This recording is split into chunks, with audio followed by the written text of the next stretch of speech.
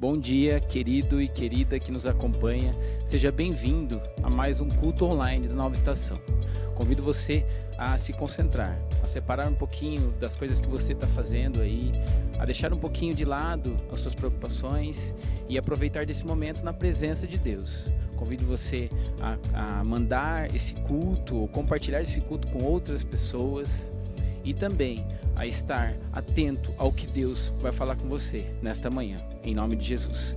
Vamos orar. Ó Deus, nos colocamos na sua presença. Eu coloco a vida de cada um que está aqui acompanhando este culto, coloco a casa de cada um, coloco as famílias de cada um na sua presença, Pai, e peço que o Senhor venha trazer sobre eles a sua mensagem, Pai, trazer as suas bênçãos sobre essas vidas, sobre as nossas vidas, Pai. Em nome de Jesus, vem com o seu poder, vem com a sua graça, invade as nossas vidas, transborde em nós mais da sua mensagem e toca onde o que o Senhor deseja e aonde que a gente precisa ser tocado. Em nome de Jesus, nós nos abrimos, nos colocamos na sua presença para que o Senhor venha fazer em nós o que o Senhor quer. Age em nós, transforma as nossas vidas, em nome de Jesus. Amém. Amém.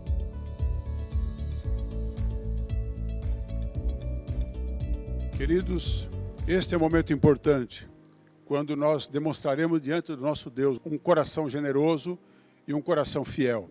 Para isso, quero ler-lhes um texto lá de 1 Reis 17, a partir do versículo 8, é o texto que fala da viúva de Sarepta. Diz o seguinte, o texto: Então veio-lhe a palavra do Senhor, dizendo: Levanta-te, vai viver em Sarepta, no território de Sidom. Ordenei ali a uma viúva que te sustente. Ele partiu para Sarepta, e quando chegou à entrada da cidade, estava ali uma viúva apanhando lenha. Ele a chamou e lhe disse: Traze-me, por favor, uma vasilha com um pouco de água para eu beber. Quando ela saiu para buscá-la, ele a chamou e lhe disse: Traze-me também um pedaço de pão. Ela, porém, respondeu: Tão certo como vive o Senhor teu Deus, não tenho pão nenhum, mas apenas um punhado de farinha na vasilha e um pouco de azeite na botija. Estou apanhando 2 gravetos para ir prepará-lo para mim e para meu filho. Nós o comeremos e depois morreremos. Então Elias lhe disse: Não temas, vai, faze como disseste, mas primeiro faze para mim um bolo pequeno e traze-o aqui.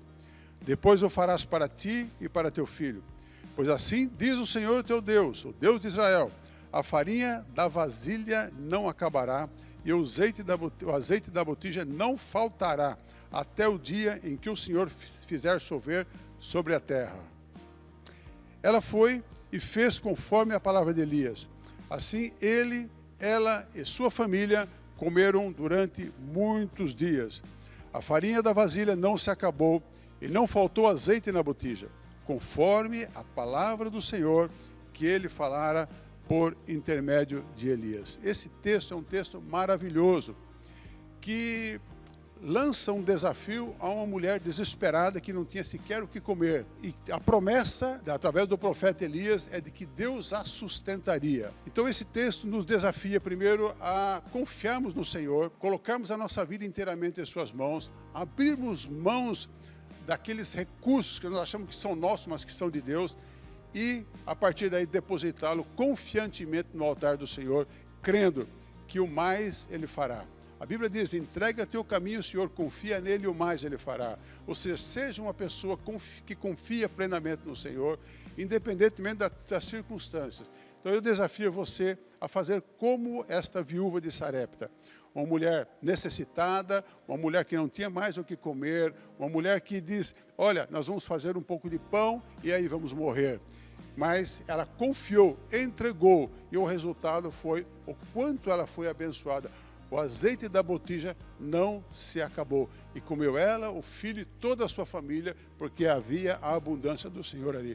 Creia na abundância do Senhor, entregue a tua vida ao Senhor em primeiro lugar, e todas as demais coisas que você acha que é sua e que são de Deus, entregue a Ele, e você receberá e verá o quanto Deus é generoso e misericordioso. A nossa generosidade, quando se encontra com a generosidade de Deus, o céu se abre. Receba as bênçãos de Deus para a tua vida e seja um cooperador do reino de Deus em nome de Jesus. Lucas capítulo 8, versículo 11. Aqui Jesus está explicando uma parábola que ele falou para uma multidão ali que o cercava.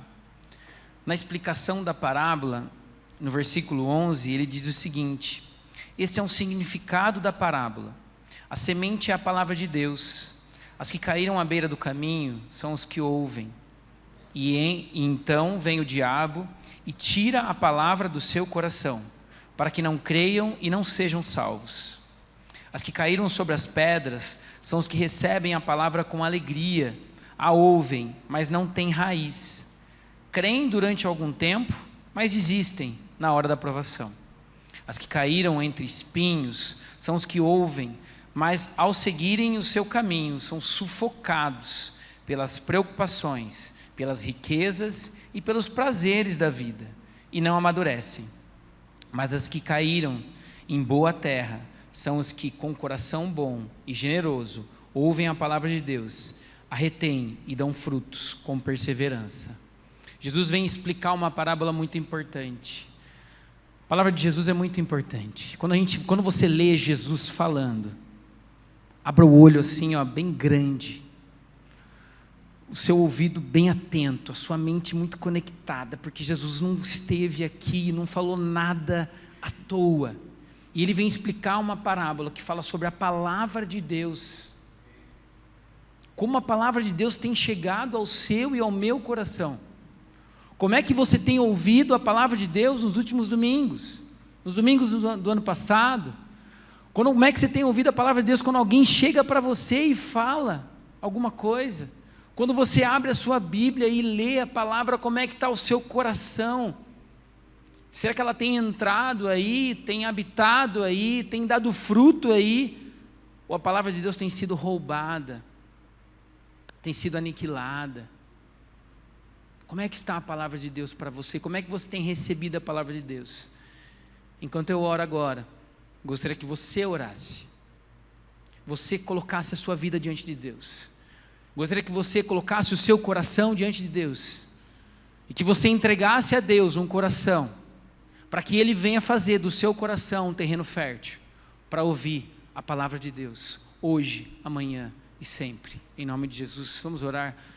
Ó Deus, obrigado por esse tempo, obrigado por essa igreja, obrigado por esse local, obrigado por essa cidade, obrigado porque o Senhor alcançou a nossa vida ao ponto de termos a oportunidade de estarmos reunidos, buscando, exaltando, glorificando a sua presença, Pai.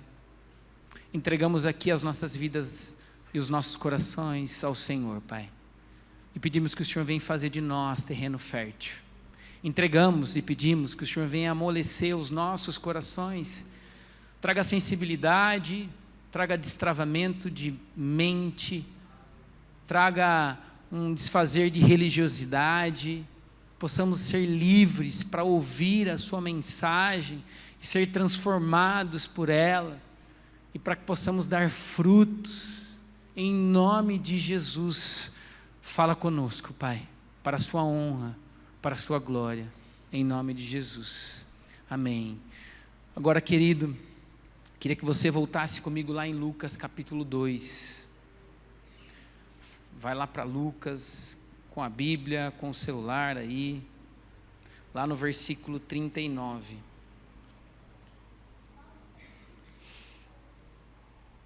A palavra de Deus fala o seguinte: depois de terem feito tudo o que era exigido pela lei do Senhor, voltaram para a sua própria cidade, Nazaré, na Galileia.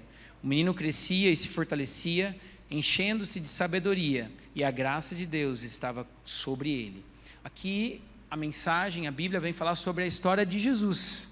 É Jesus crescendo com seus pais, voltando para Nazaré, mas acima de tudo crescendo em sabedoria, e a graça de Deus estava sobre ele. É a história de Jesus aqui.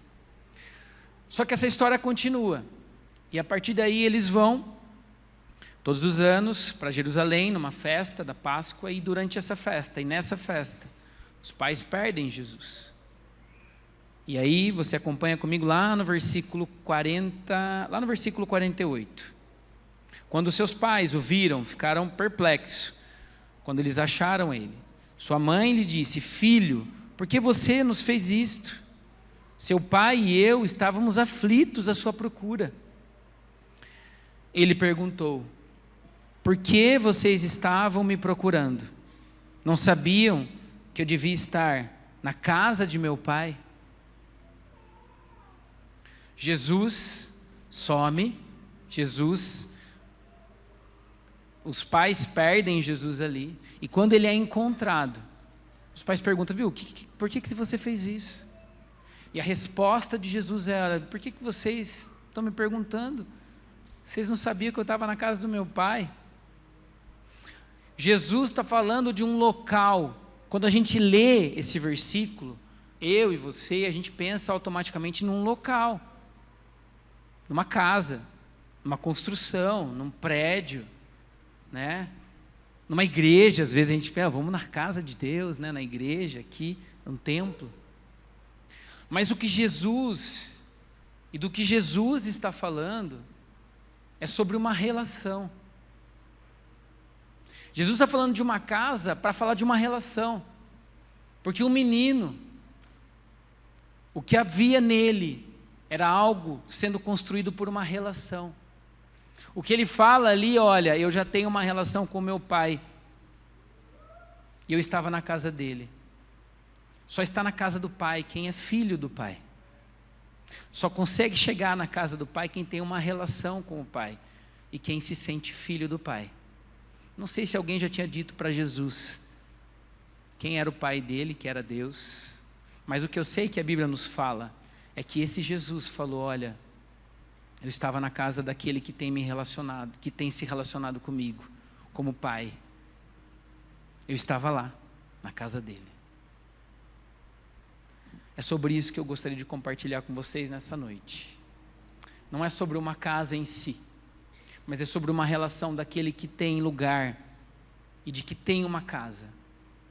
É sobre uma relação de alguém que é filho, mas não só é filho por nome, não é só é filho por saber, mas é filho por se relacionar, até porque Jesus era filho e declarava uma paternidade por relacionamento. Se você for ler depois, por exemplo, lá no versículo 23 do capítulo 3, diz o seguinte: Jesus tinha cerca de 30 anos da idade quando começou o seu ministério. Ele era considerado filho de José. A genealogia de Jesus está em José. O nome, a filiação dele, se ele tivesse um RG, uma certidão de nascimento, a filiação estaria ali: pai José. Mas a relação que ele tinha era com um Deus Pai.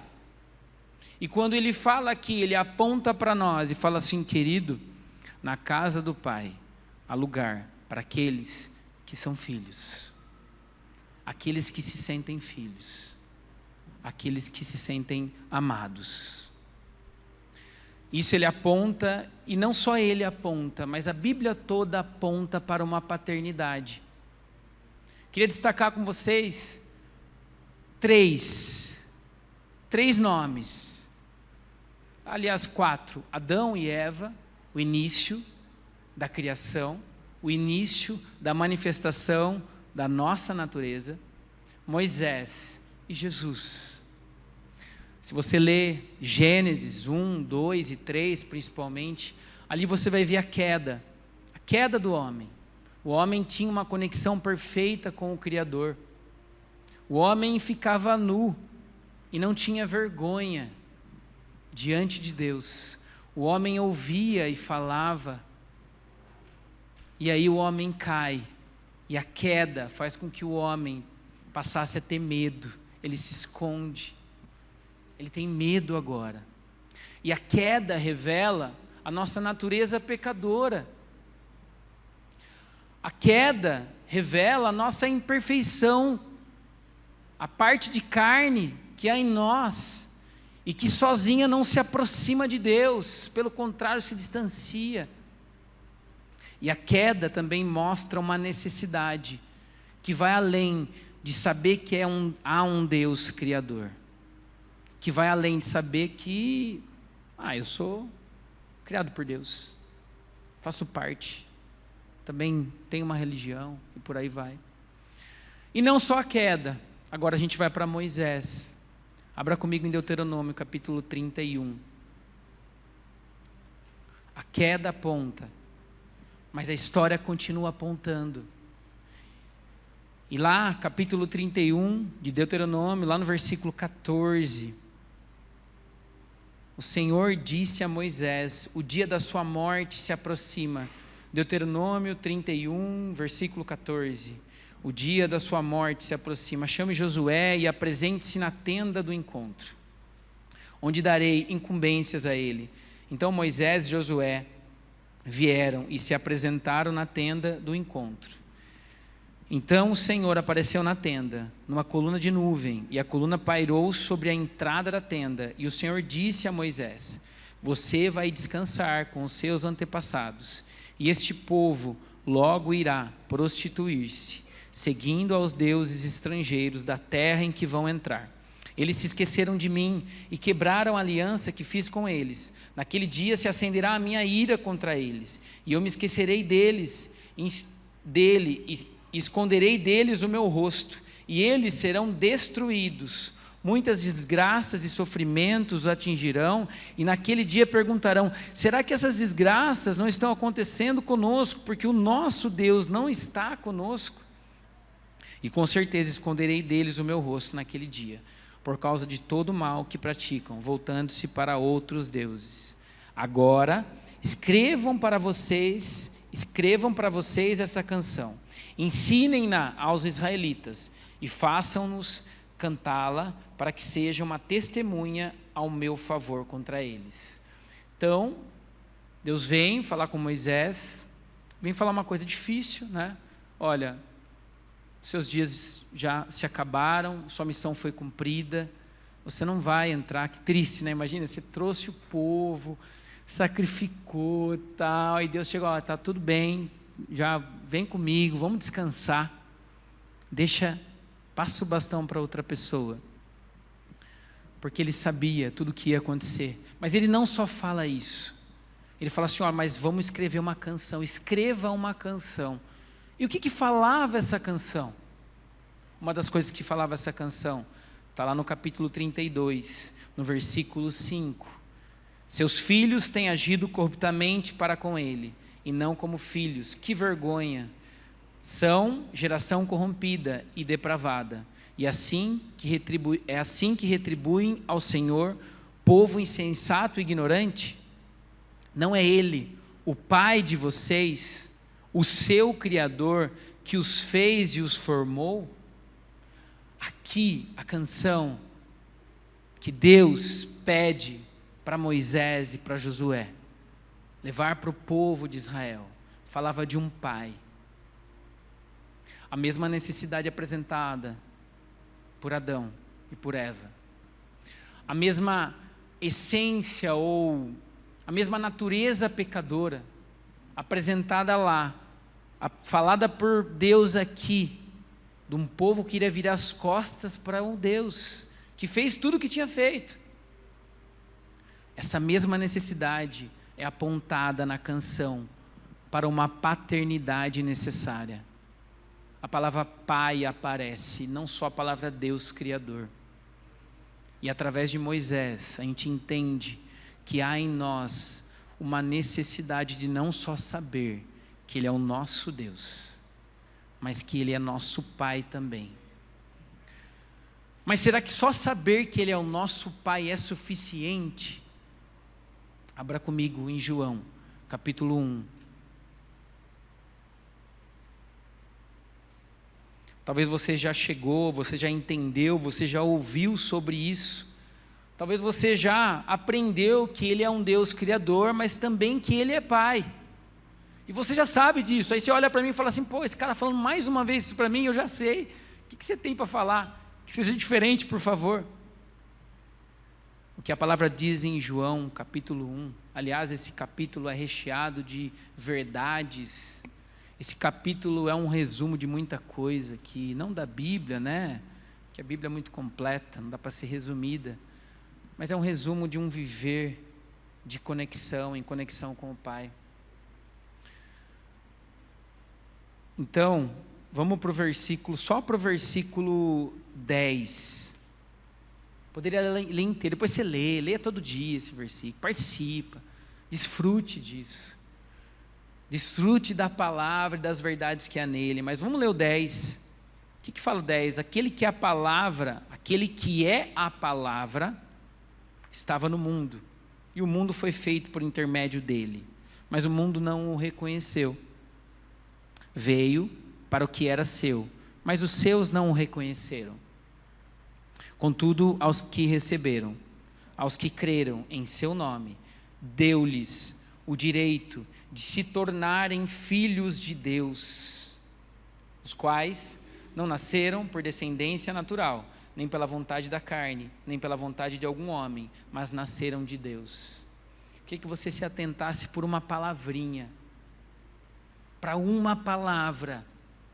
Se você já sabe que você é filho, se alguém já te contou isso, se você já recebeu Ele como Senhor, se você crê no nome dEle, se você até já faz e vive coisas, e faz anos também, queria que você se atentasse a uma palavra, no versículo 12, que diz o seguinte: deu-lhes o direito de se tornarem filhos de Deus. Não basta só saber que você é filho, a gente precisa se tornar filho, se tornar filhos. Ele nos deu o direito de nos tornarmos filhos de Deus. Isso não acontece assim, isso acontece através de uma relação. Isso acontece exatamente para aquilo que Jesus apontou lá. Eu estava na casa do meu pai, daquele ao qual eu tenho me relacionado. Mas que tipo de relação? Paternidade, uma relação de pai, uma relação necessária. O que a gente vê na Bíblia toda é um povo que aprendia de Deus, que era ensinado desde criança muitas vezes, que era transferido coisas para eles, mas que mesmo assim tornavam a pecar e virar as costas para o Deus de amor, provedor, que fez todas as coisas, porque não havia sobre este povo uma paternidade celestial, que veio através de quem?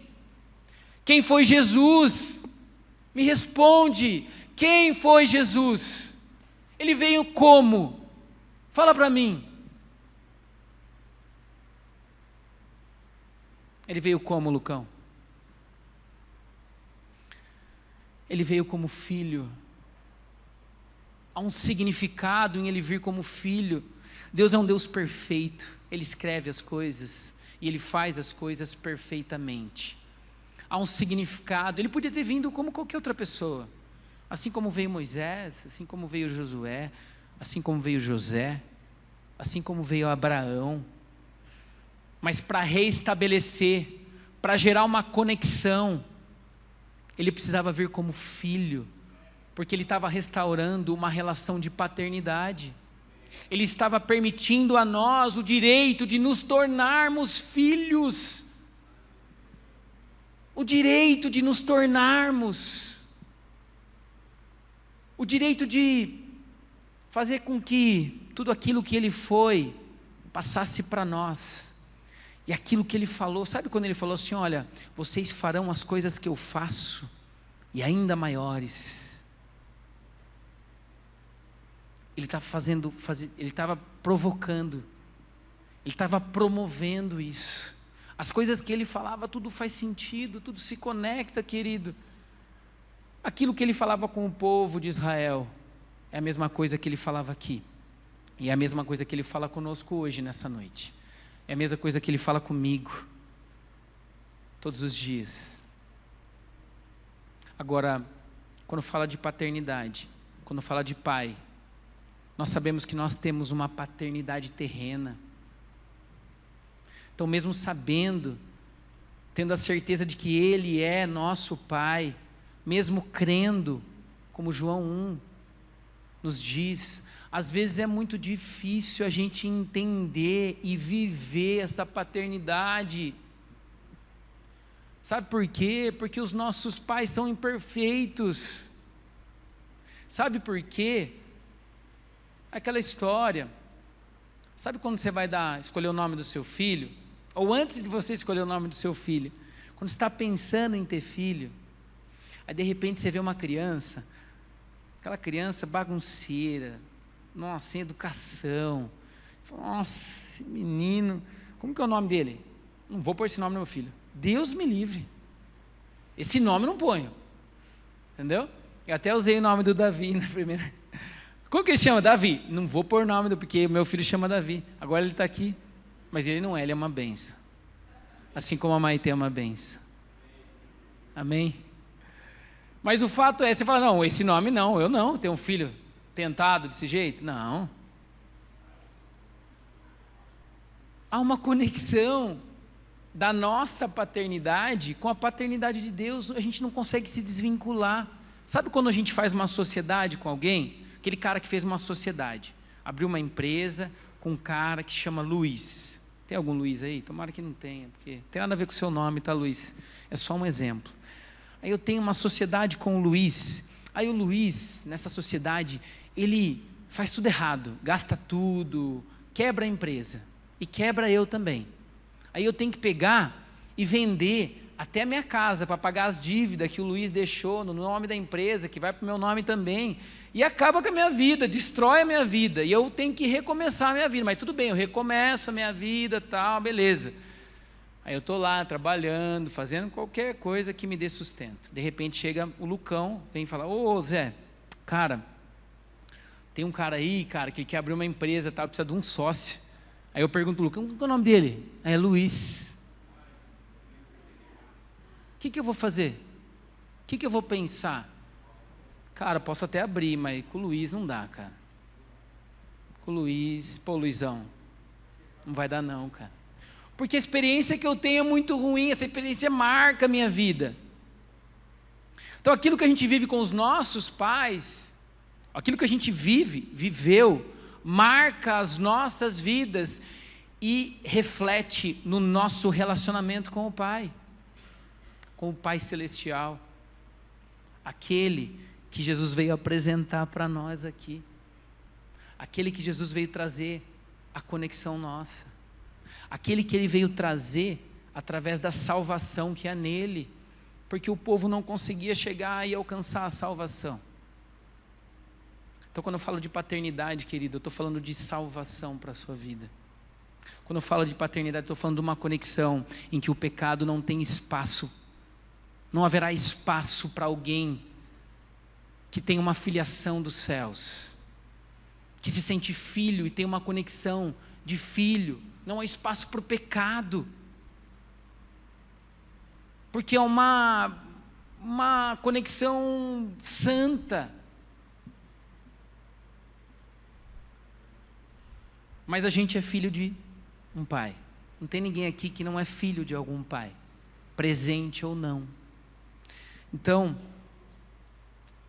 para que você tenha a sua paternidade totalmente restaurada, para que você tenha a sua paternidade totalmente curada, é importante que a gente identifique em nós, se há em nós algum espírito de orfandade.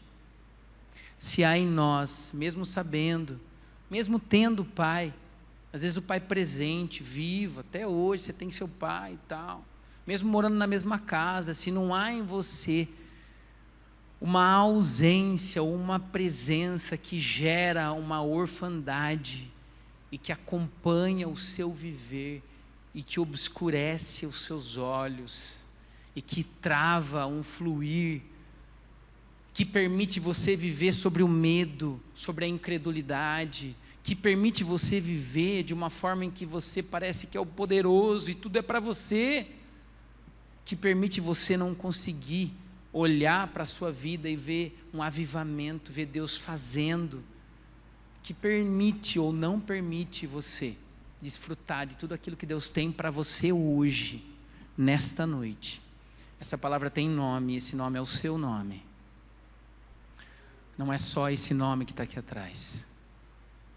Esse nome é o seu nome. Quando eu falo sobre essa palavra, eu queria que você visse o seu nome passando na sua tela. Essa palavra tem a ver com você, tem a ver com o seu viver, tem a ver com tudo aquilo que você está vivendo hoje, que vai viver.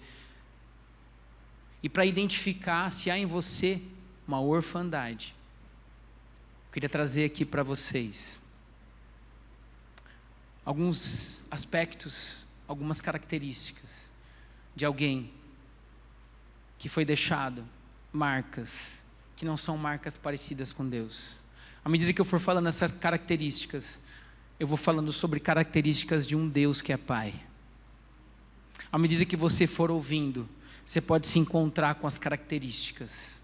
Não precisa fechar a porta da sua vida. Se permita ser achado, mas se permita ser encontrado por esse mesmo Deus, que vai te mostrar a verdade dele para a sua vida. Uma das coisas, uma das características de alguém que é órfão é a rejeição. Uma pessoa que carrega a orfandade não consegue se sentir de uma forma diferente a não ser rejeitada. Aonde ela está, ela se sente rejeitada. Ela nunca se sente parte. Pode estar cheio de gente, pode ser convidado por todo mundo, pode ouvir de alguém, você é bem-vinda. Mas ela nunca se sente parte daquele lugar, porque houve uma rejeição que marcou a vida dela. Alguém a rejeitou ou rejeitou. Se sente sempre deslocado, se sente sempre por fora, para fora. Nunca é para ele, nunca é por ele. Isso não é para mim. Se é bom, não é para mim. Se for ruim, talvez seja, porque há uma rejeição contínua. Como é o nosso Deus, Pai?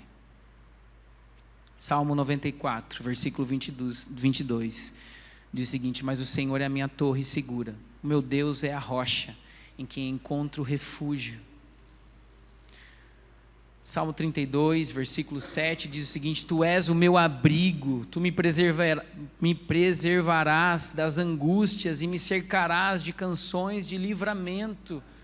O Deus que é Pai jamais te rejeitará, jamais te rejeitou. Talvez você foi rejeitada no ventre. Eu não conheço a sua história, mas há um Deus que é Pai, que conhece tudo, o suficiente para falar para você que Ele é um refúgio para você. Ele é um lugar de refúgio. Ele jamais te rejeitaria. Pelo contrário, Ele sempre vai te acolher. Uma outra característica de alguém que não se sente filho é que sempre está sozinho, sempre se sente sozinho. Ela pode estar com muita gente, mas está sempre sozinho. Você pode falar para ela, olha, você não está sozinho, Deus está com você. Mas o que há dentro dela é uma solidão, há um abandono. Provavelmente porque ela foi abandonada. Um dia ela foi abandonada. Ela foi deixada por um pai. Às vezes o abandono foi físico mesmo, o pai foi embora e deixou ela. Às vezes o abandono é estando na casa ainda.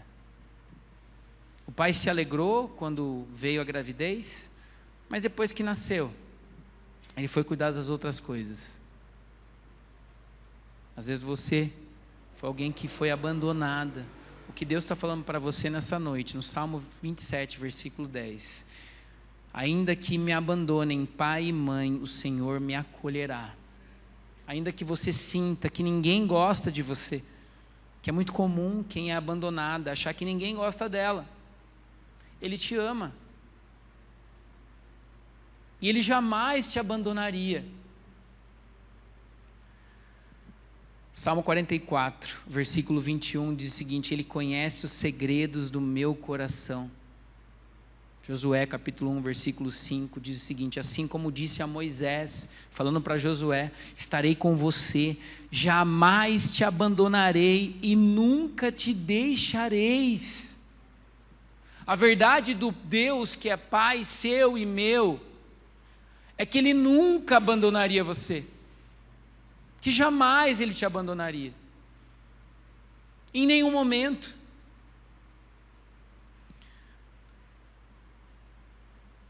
Alguém que vive ou carrega a orfandade, se sente muitas vezes somente como um servo, como um trabalhador. Sente sempre que está só trabalhando, não faz parte de nada. Sente que nunca trabalha com Deus, sempre trabalha para Deus. Sente como o filho pródigo sentiu.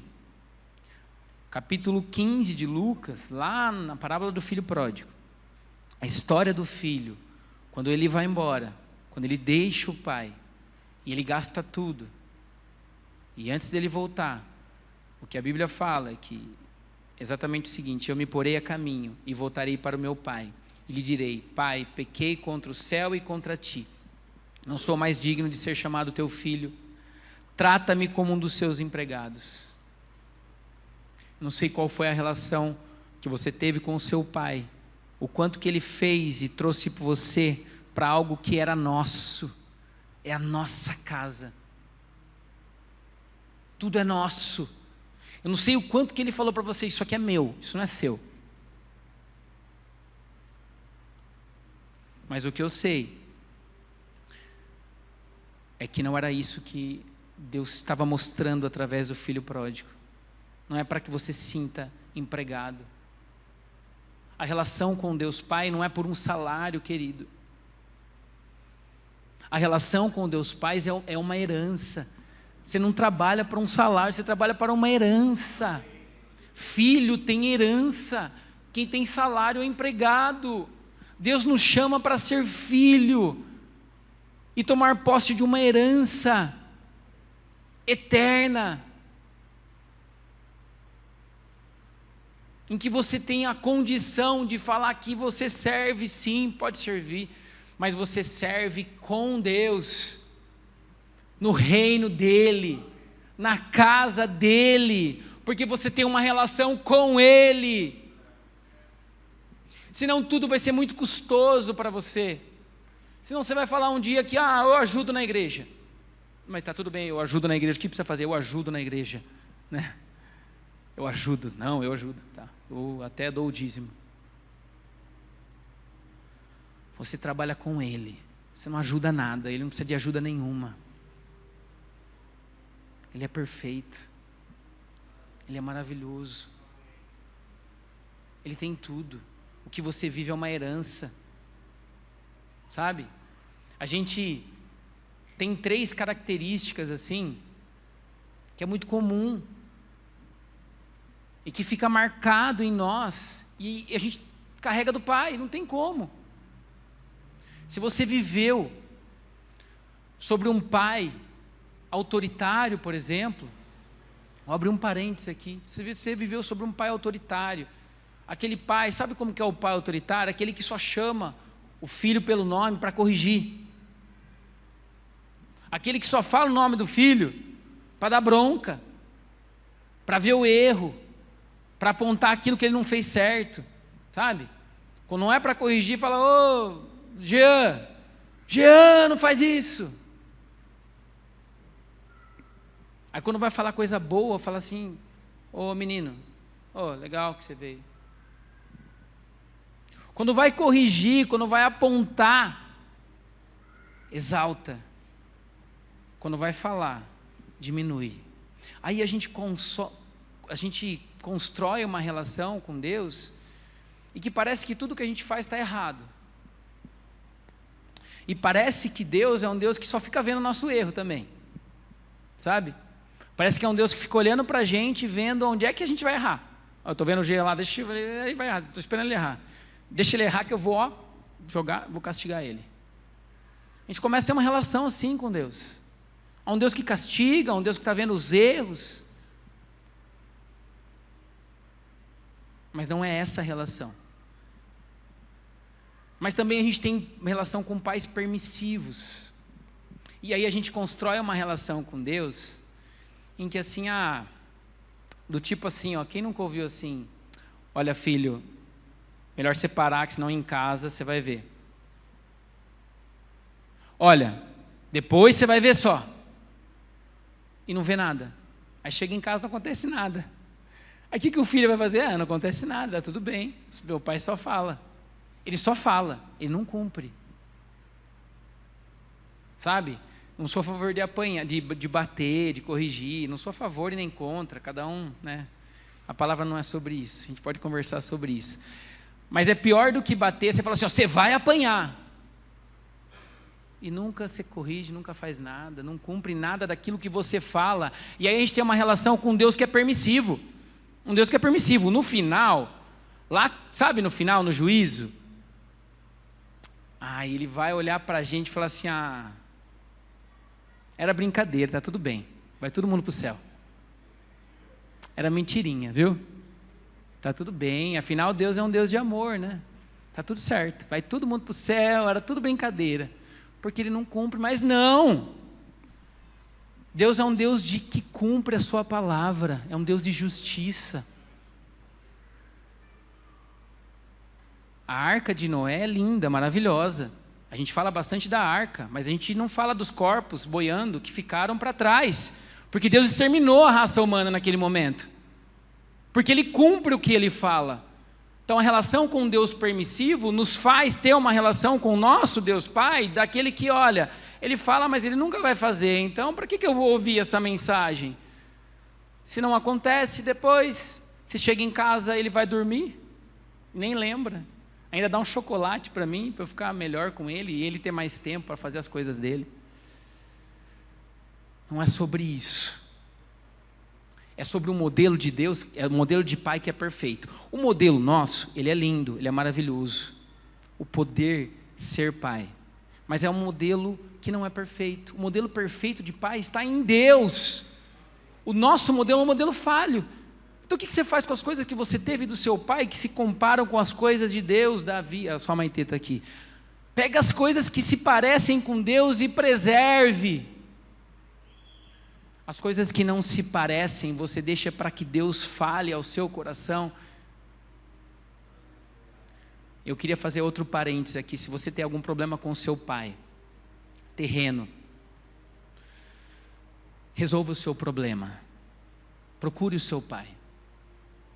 Se você tem alguma coisa com o seu pai, às vezes ele pode estar longe, vai ter que viajar. Viaja, vai até ele, fale com ele.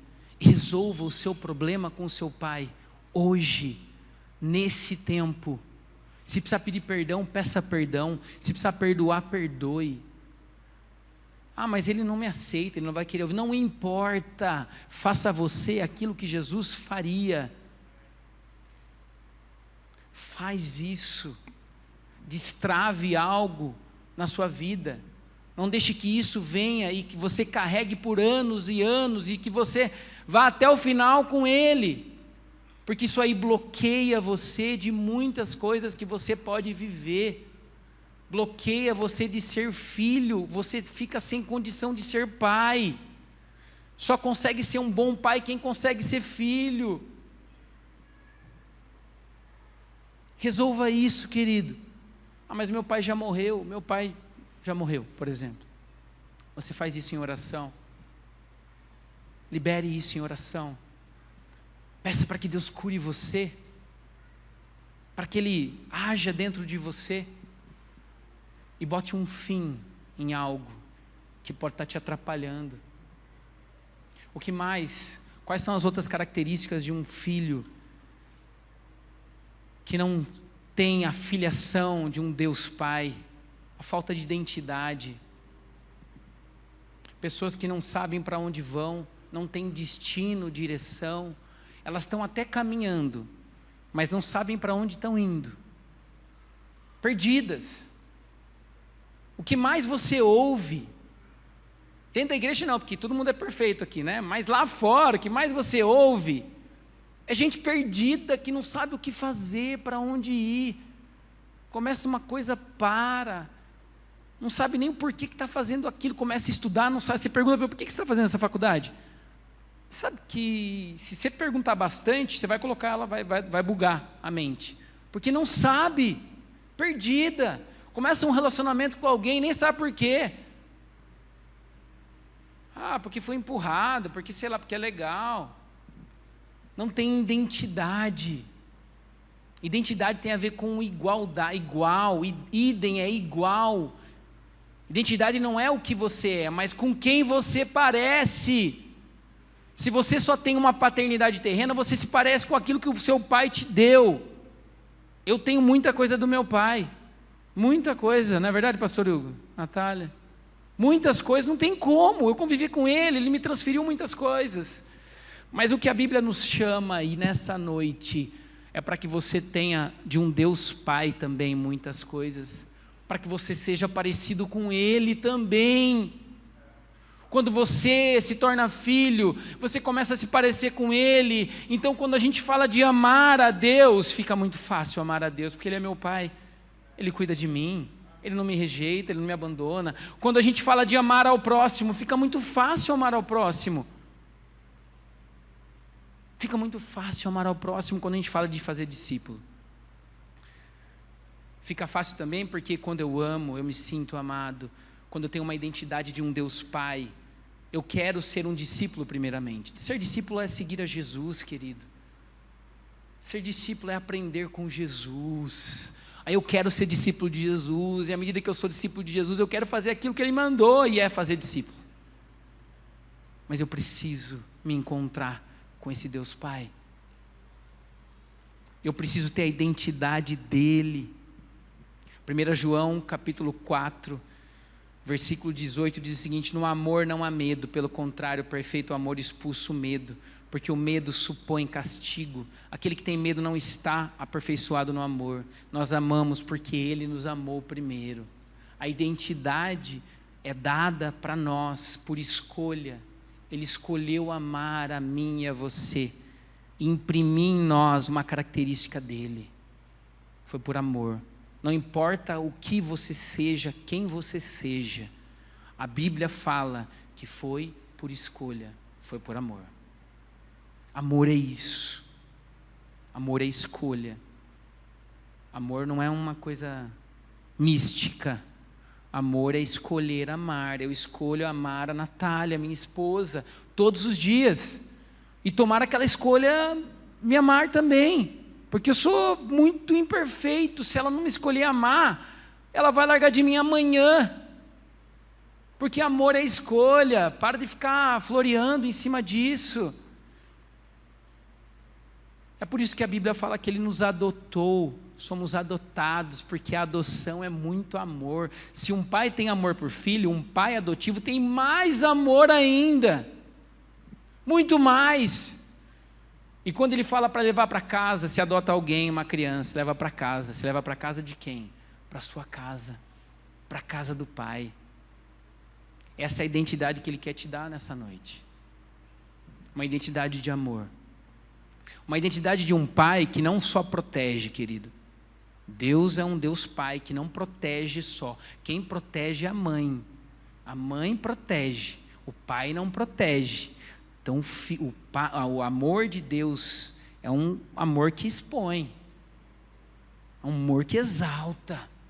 É um amor que, vamos para frente. É o amor de Abraão. Como é que é o amor de pai de Abraão? Falta amor em Abraão?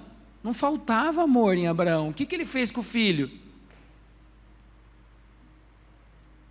Sacrificou o filho.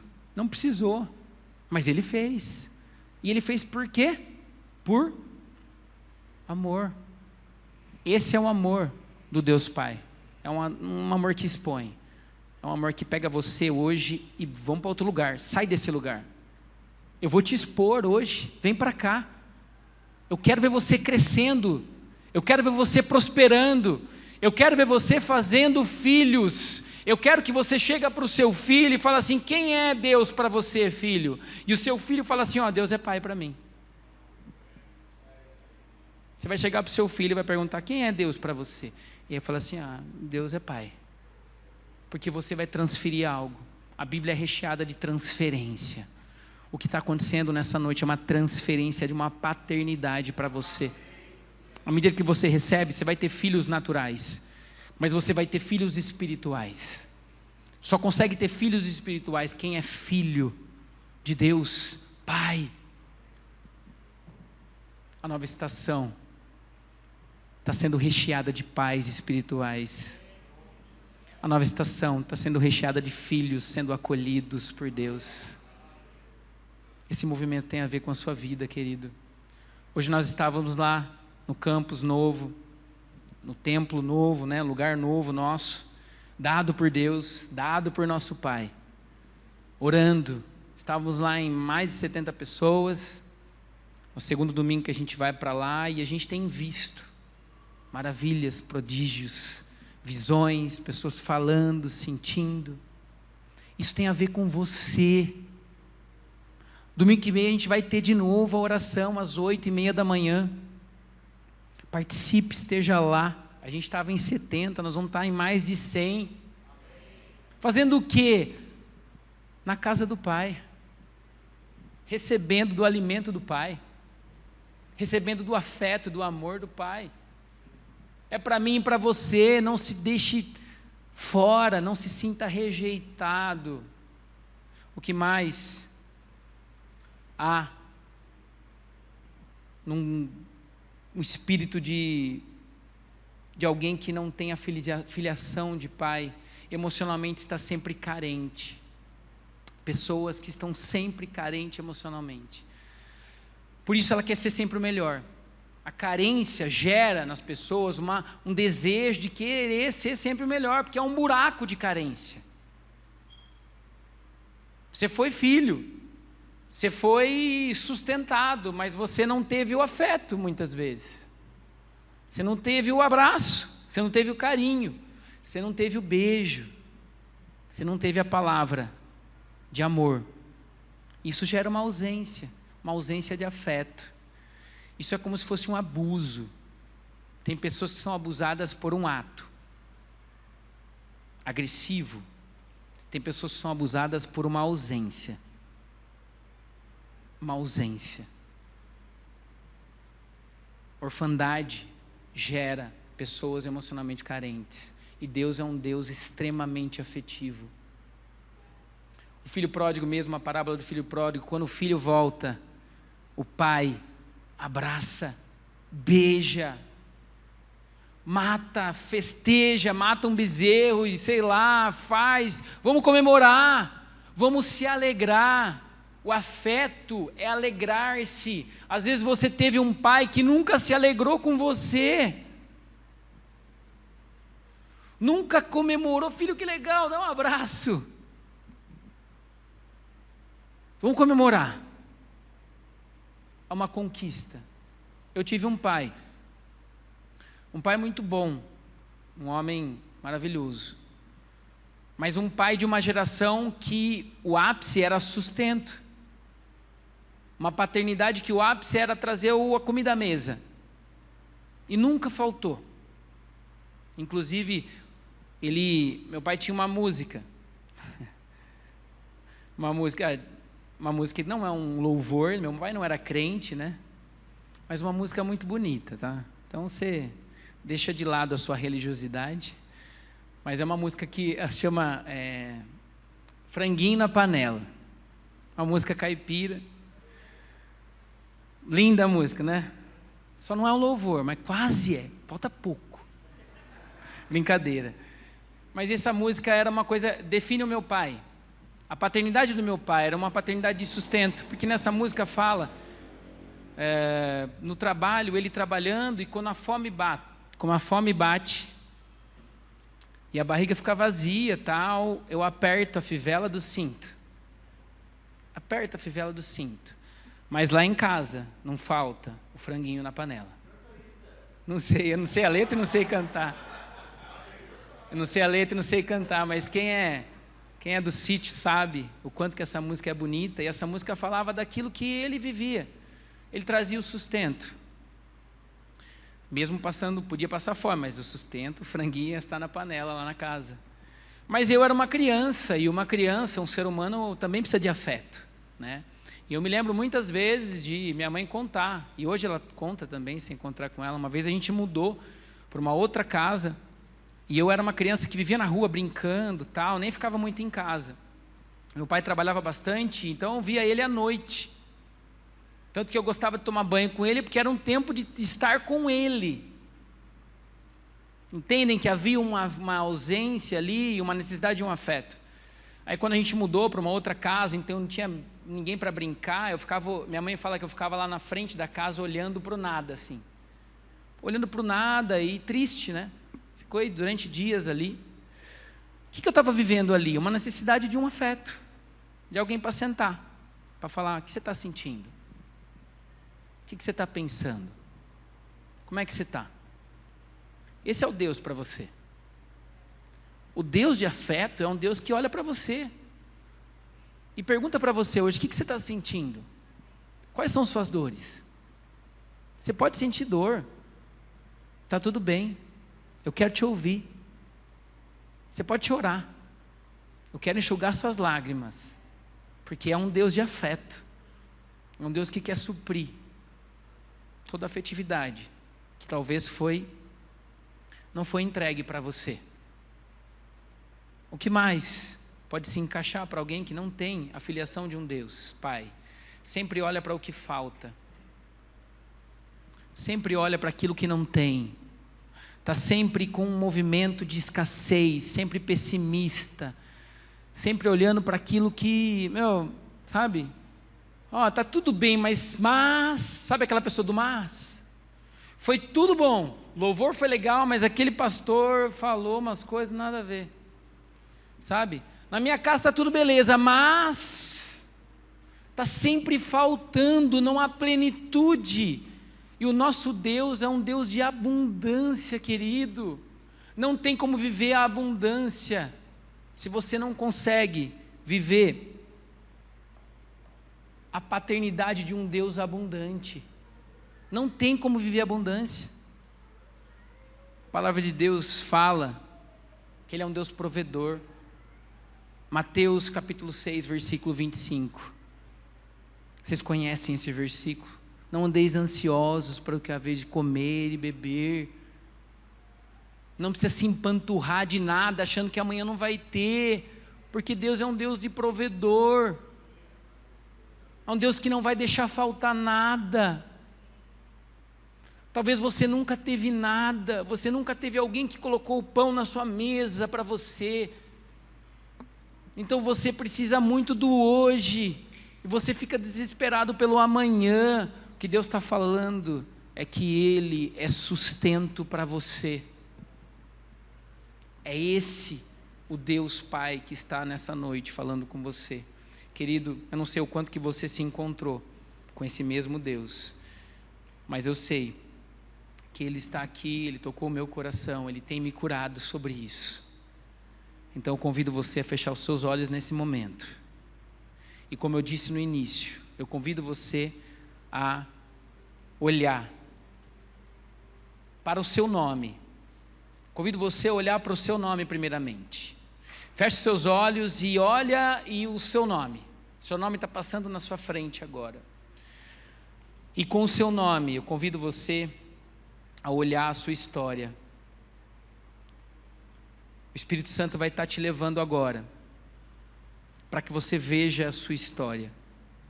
O Espírito Santo vai estar te pegando na mão agora, e vai estar te conduzindo para lugares, para momentos, vai estar te conduzindo para palavras que foram ditas para você, para momentos que não foram vividos por você. O Espírito Santo está pegando você agora e te conduzindo para momentos de dor, momentos de aflição, para momentos de ausência. O Espírito Santo está falando aos seus ouvidos agora.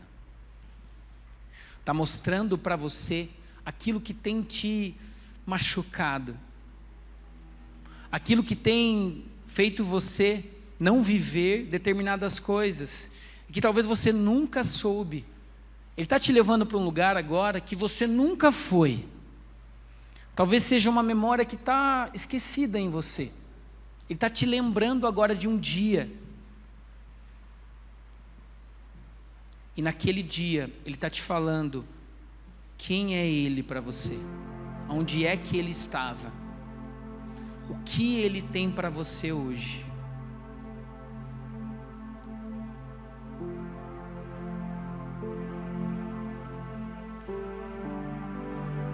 Se permita ser acessado por Ele.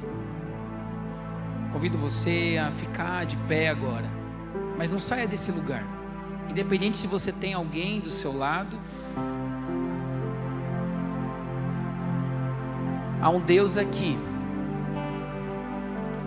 E esse Deus é um Deus que, lá em Romanos, no versículo 12 do capítulo 8, fala o seguinte: pois se viverem de acordo com a carne, morrerão, mas se pelo Espírito fizerem morrer os atos do corpo, viverão, porque todos os que são guiados pelo Espírito de Deus são filhos de Deus. Pois vocês não receberam um espírito que os escravize, para novamente temerem, mas receberam um espírito que os torna filhos por adoção, por meio do qual chamamos Abba Pai.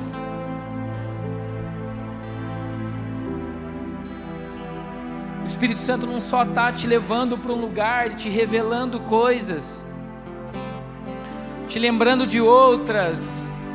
O Espírito está conduzindo à casa do Pai novamente. E o caminho da casa do Pai é um caminho de redenção, é um caminho de cura, é um caminho de transformação, é um caminho que vai ser tirado algo e colocado outro, é um caminho onde vai ser preenchido lacunas que jamais seriam preenchidas por nada e nem ninguém no mundo, que somente será preenchido pela presença dEle. Esse mesmo Espírito está aqui para tocar a sua vida nessa noite. Se você se encontrou, se você se achou em alguma dessas características, querido, se você se viu, se você olhou para você e viu marcas, feridas, se você viu em você, na sua alma, uma alma afligida, doente, gostaria que você colocasse a mão no seu coração primeiramente e começasse a se abrir, começasse a receber esse Deus, começasse a declarar que você recebe Ele, que você recebe esse Jesus, que você recebe esse Filho que veio ao mundo para nos salvar. Primeiramente eu gostaria que você se abrisse a Ele, convida Ele para entrar na sua vida, convida esse Jesus para tomar conta do seu viver. Declara com a sua boca que você abre o seu coração, você abre a sua vida para que Ele entre e para que Ele faça morada. Convida Ele para tomar conta de você, em nome de Jesus. Se você não só quer se abrir, mas se você entende que precisa ser curado de algo, convido você a vir até a frente agora nesse momento. Se você entende que há alguma característica permanente em você, querido, há um Deus aqui que é Pai, mas não é só Pai, é poderoso para curar, para transformar realidades. Convido você para vir até aqui à frente e declarar para Ele: eu quero ser filho, eu quero ter um Pai que é Deus, é um Deus de amor. Convido a fazer o movimento de sair do seu lugar e vir para a casa do Pai, que não é uma casa, mas é um lugar em que você se dispõe a ser curado por Ele, não se importando com nada e com ninguém.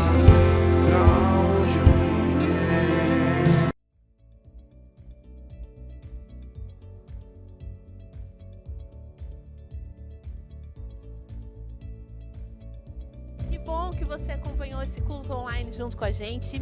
Eu quero te convidar a ir mais profundo, a ir além. Nós queremos estar junto com você em família.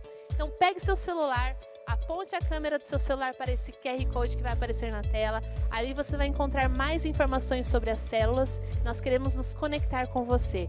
Que o Senhor te abençoe e tenha uma excelente semana.